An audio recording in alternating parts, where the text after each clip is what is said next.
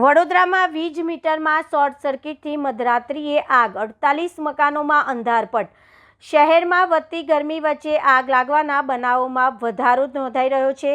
આવી જ એક ઘટના મધરાત્રિના સમયે હરણી રોડ સ્થિત સંગમ રોડ નજીક બાલાજી પોઈન્ટ એપાર્ટમેન્ટમાં બની હતી, જ્યાં વીજ મીટરમાં શોર્ટ સર્કિટ થતાં અચાનક આગ લાગી હતી. મળતી માહિતી મુજબ મધરાત્રિના સમયે વીજ મીટરોમાં શોર્ટ સર્કિટ થતાં ધડાકા સાથે આગ ભભૂકી ઉઠી હતી.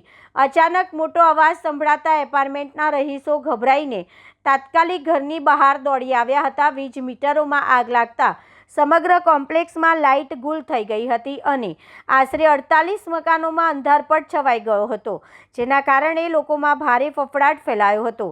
ઘટનાની જાણ થતાં ફાયર બ્રિગેડના જવાનો તાત્કાલિક ઘટના સ્થળ પર પહોંચી આગ ઉપર કાબૂ મેળવ્યો હતો. સદનસીબે કોઈ જાનહાનિ નોંધાઈ નથી. જોકે આગના કારણે વીજ મીટરો સાથે કોમ્પ્લેક્સનું વાયરિંગ બળીને ખાખ થઈ ગયું હતું. આગ ઉપર કાબૂ મેળવ્યા બાદ પણ કલાકો સુધી વીજ પુરવઠો શરૂ ન થતાં રહીશો ગરમી વચ્ચે પાણી અને વીજળી વિના મુશ્કેલીમાં મુકાઈ રહ્યા હતા. રહીશોએ તાત્કાલિક વીજ પુરવઠો પુનઃ શરૂ કરવાની માંગણી પણ કરી હતી. પ્રાથમિક તપાસમાં શોર્ટ સર્કિટના આગનું કારણ માનવામાં આવી રહ્યું છે, જ્યારે આ સમગ્ર ઘટના ને લઈને વધુ તપાસ હાથ ધરવામાં આવી રહી છે.